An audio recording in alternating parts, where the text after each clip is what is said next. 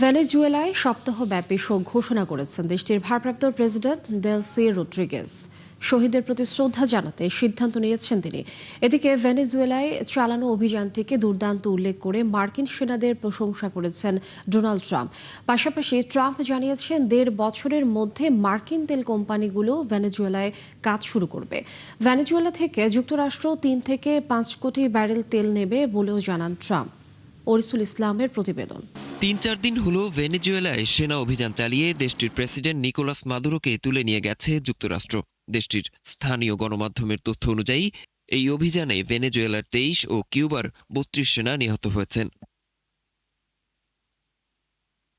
শপথ নিয়েই সেই সেনাদের স্মরণে ৭ দিনের রাষ্ট্রীয় শোক ঘোষণা করেছেন ভারপ্রাপ্ত প্রেসিডেন্ট ডেলসি রদ্রিগেজ। শহীদদের প্রতি শ্রদ্ধা জানিয়ে তিনি বলেন, ভেনেজুয়েলা ও প্রেসিডেন্ট নিকোলাস মাদুরোকে রক্ষা করতে গিয়ে যারা প্রাণ দিয়েছেন, জাতি তাদের সর্বোচ্চ সম্মান জানাবে।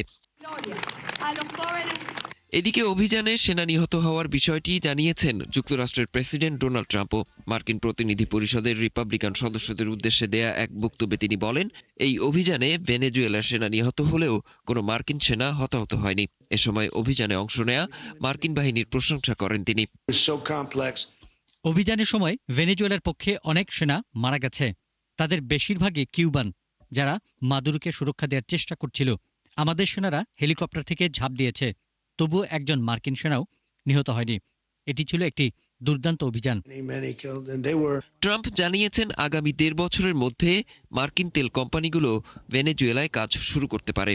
এনবিসি নিউজকে দেয়া এক সাক্ষাৎকারে ট্রাম্প বলেন, ভেনেজুয়েলার তেল অবকাঠামো পুনর্গঠনে বিপুল বিনিয়োগ প্রয়োজন হবে, যা মার্কিন তেল কোম্পানিগুলো করবে। পরে রাজস্বের মাধ্যমে সেই অর্থ ফেরত দেওয়া হবে। বিশ্বের সবচেয়ে বড় তেল রিজার্ভ প্রায় ৩০৩ বিলিয়ন ব্যারেল ভেনেজুয়েলার দখলে থাকায় দেশটিকে যুক্তরাষ্ট্রের জ্বালানি নিরাপত্তার জন্য গুরুত্বপূর্ণ বলে মন্তব্য করেন ট্রাম্প। ট্রুথ সোশ্যালে দেয়া এক পোস্টে ট্রাম্প জানান, ভেনেজুয়েলা থেকে যুক্তরাষ্ট্র ৩ থেকে ৫ কোটি ব্যারেল তেল নেবে। এই তেল বিক্রি করে পাওয়া অর্থ যুক্তরাষ্ট্র ও ভেনেজুয়েলার জনগণের কল্যাণে ব্যয় করা হবে বলে জানান তিনি। ভেনেজুয়েলায় মার্কিন অভিযানের পর আন্তর্জাতিক রাজনীতিতে নতুন করে উত্তেজনা ছড়িয়েছে, যার প্রভাব পড়তে পারে গোটা ল্যাটিন আমেরিকায়। ওরিসুল ইসলাম, ৭১। ভেনেজুয়েলার প্রেসিডেন্ট নিকোলাস মাদুরোকে অপসারণের মার্কিন প্রেসিডেন্ট ডোনাল্ড ট্রাম্পের সামরিক পদক্ষেপকে মানবতা ও স্বাধীনতার জন্য এক বিশাল পদক্ষেপ বলে অভিহিত করেছেন দেশটির নোবেলজয়ী প্রধান বিরোধী দলীয় নেত্রী মারিয়া করিনা মাচাদো। সোমবার ফক্স নিউজে দেওয়া এক সাক্ষাৎকারে তিনি ট্রাম্পের প্রতি গভীর কৃতজ্ঞতা প্রকাশ করেন। নোবেল শান্তি পুরস্কার বিজয়ী নেত্রী বলেন, ৩ জানুয়ারি দিনটি ইতিহাসে স্বৈরাচারের বিরুদ্ধে ন্যায়ের জয়ের দিন হিসেবে লেখা থাকবে। এটি কেবল ভেনেজুয়েলার জন্য নয়, বরং গোটা মানবতা, স্বাধীনতা এবং মানুষের মর্যাদার জন্য একটি বিশাল পদক্ষেপ। মাচাদো বলেন, তিনি তার নোবেল শান্তি পুরস্কারটি প্রেসিডেন্ট ট্রাম্পের সঙ্গে ভাগ করে নিতে চান।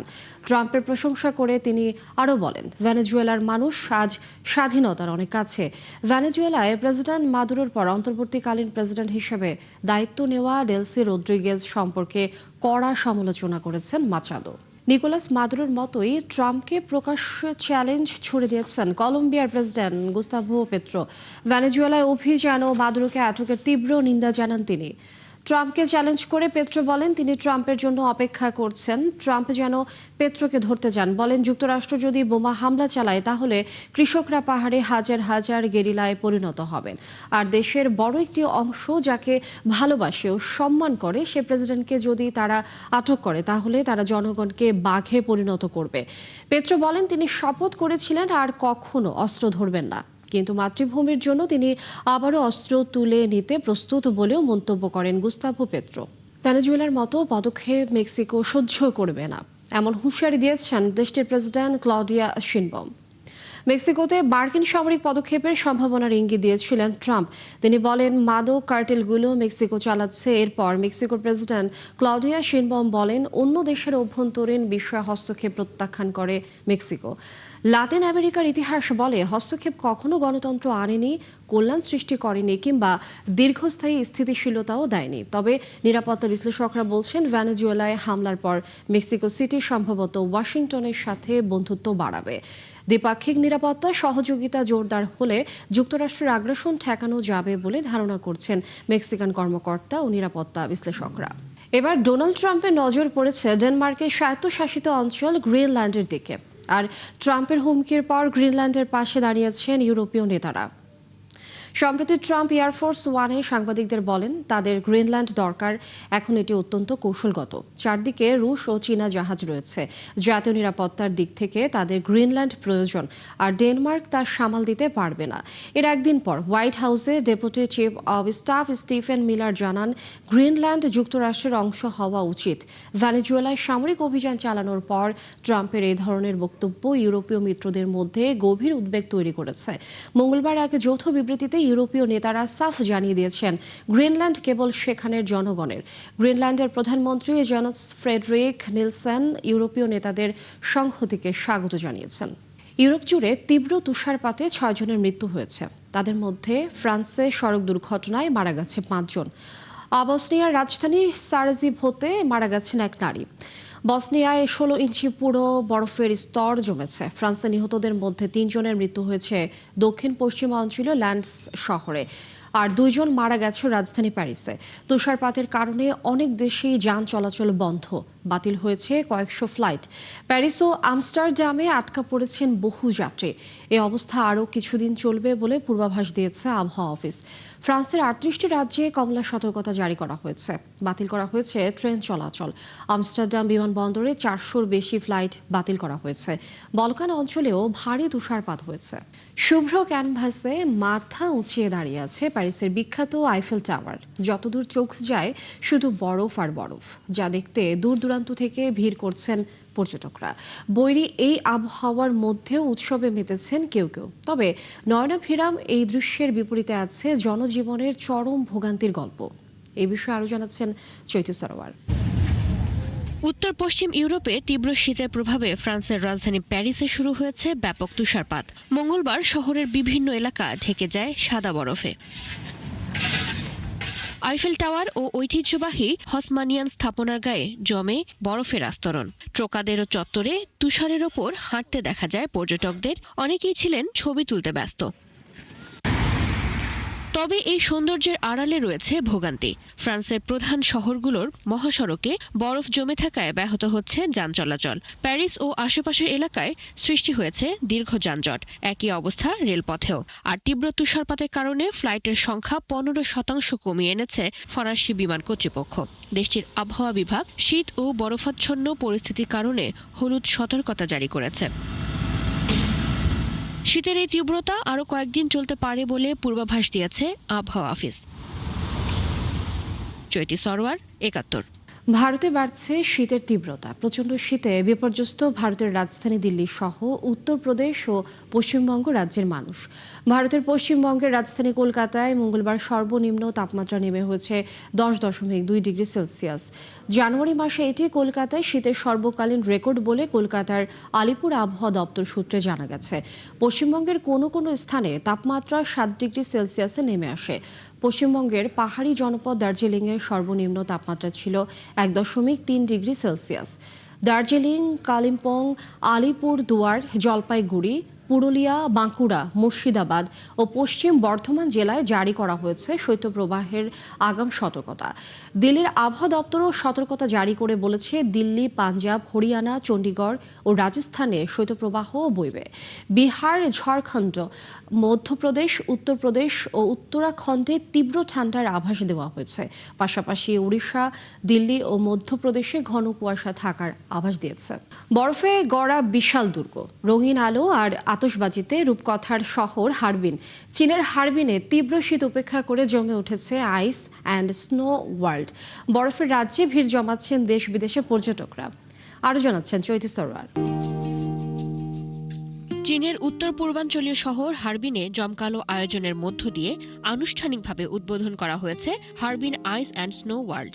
বিশাল বরফের ভাস্কর্য ঘিরে আয়োজন করা হয় বর্ণাঢ্য আলোক শো ও আতশবাজির প্রদর্শনী। -20 ডিগ্রি সেলসিয়াস তাপমাত্রার মধ্যেও উৎসবের আমেজে ভরপুর পুরো এলাকা। চীনের বিভিন্ন প্রান্ত থেকে আসা পর্যটকরা উপভোগ করছেন বরফের রাজ্যের অনন্য সৌন্দর্য। এর আগে কখনো এত ভারী তুষারপাত দেখিনি। অনলাইনে আর বন্ধুদের কাছ থেকে হারবিন আইস অ্যান্ড স্নো ওয়ার্ল্ডের কথা শুনে এখানে আসার সিদ্ধান্ত নেই। যদিও ভীষণ ঠান্ডা, অভিজ্ঞতাটা সত্যিই দারুণ। এবারের আয়োজনে ব্যবহার করা হয়েছে রেকর্ড পরিমাণ 4 লাখ ঘনমিটার বরফ ও তুষার। বিশাল বরফের দুর্গ, ঘোড়ার ভাস্কর্য সহ নানা শিল্পকর্ম দর্শকদের আকর্ষণ করছে। এটা আমার দ্বিতীয়বার এখানে আসা। ছোটবেলায় যখন এসেছিলাম তখন পার্কটি এত বড় ছিল না।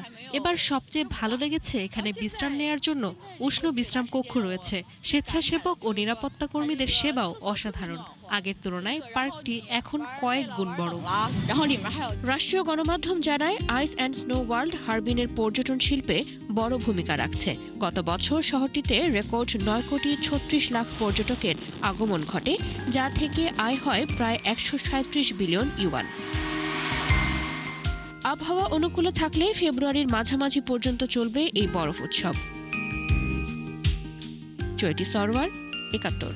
সামাজিক যোগাযোগ মাধ্যমে একটি ভিডিওকে কেন্দ্র করে নেপালের বীরগঞ্জ সহ ভারত সীমান্তবর্তী এলাকাগুলোতে সাম্প্রদায়িক উত্তেজনা ছড়িয়ে পড়েছে।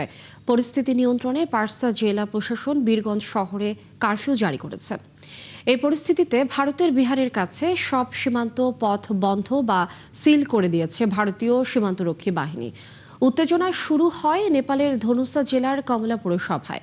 সেখানকার দুই যুবক সামাজিক যোগাযোগ মাধ্যমে একটি ভিডিও পোস্ট করেন, যাতে নির্দিষ্ট ধর্মীয় সম্প্রদায়কে অবমাননার অভিযোগ ওঠে। ভিডিওটি দ্রুত ভাইরাল হলে ধনুষা ও পাটসা জেলায় সাম্প্রদায়িক অস্থিরতা তৈরি হয়। স্থানীয়রা ওই দুই যুবককে ধরে পুলিশের হাতে সোপর্দ করলেও উত্তেজনা থামেনি। এরপরই ধনুষায় সাখুয়া মারান এলাকায় একটি মসজিদে ভাঙচুর চালানো হয়। এ ঘটনার প্রতিবাদে সাধারণ মানুষ রাস্তায় নেমে আসে এবং পরিস্থিতি আরও জটিল হয়ে ওঠে। পুলিশ পরিস্থিতি নিয়ন্ত্রণে আনতে টিয়ার শেল নিক্ষেপ করে। বীরগঞ্জ শহরে অনির্দিষ্টকালের কারফিউ জারি করেছে প্রশাসন। ইরানের মুদ্রার রেকর্ড দরপতন ও লাগামহীন মূল্যস্ফীতির প্রতিবাদে তেহরানের বাজার থেকে শুরু হওয়া বিক্ষোভ দেশটির বিভিন্ন প্রান্তে ছড়িয়ে পড়েছে। বিক্ষোভে 36 জনের মৃত্যু হয়েছে। 9 দিনে আটক করা হয়েছে 2000-এর বেশি বিক্ষোভকারীকে। 9 দিনের এই বিক্ষোভে এখন পর্যন্ত অন্তত 36 জন নিহত হয়েছেন বলে দাবি করেছে মানবাধিকার সংগঠনগুলো। রুকুর্দি ইরানি মানবাধিকার সংস্থা হেনগাও জানিয়েছে, বিক্ষোভে নিহতের সংখ্যা 36, যাদের মধ্যে 18 বছরের কম বয়সী 4 জন রয়েছে। এছাড়া 2000-এর বেশি মানুষকে গ্রেফতার করা হয়েছে। অন্যদিকে মানবাধিকার কর্মীদের নেটওয়ার্ক HRANA এর তথ্য মতে 5 জানুয়ারি পর্যন্ত অন্তত 29 জন নিহত হয়েছেন, যার মধ্যে 2 জন আইনশৃঙ্খলা রক্ষাকারী বাহিনীর সদস্য। তারা 1203 জনকে গ্রেফতারের দাবিও করেছে। তেহরানের বাজার থেকে শুরু হওয়া এই বিক্ষোভ বর্তমানে পশ্চিম ও দক্ষিণ ইরানের বিভিন্ন শহরে ছড়িয়ে পড়েছে।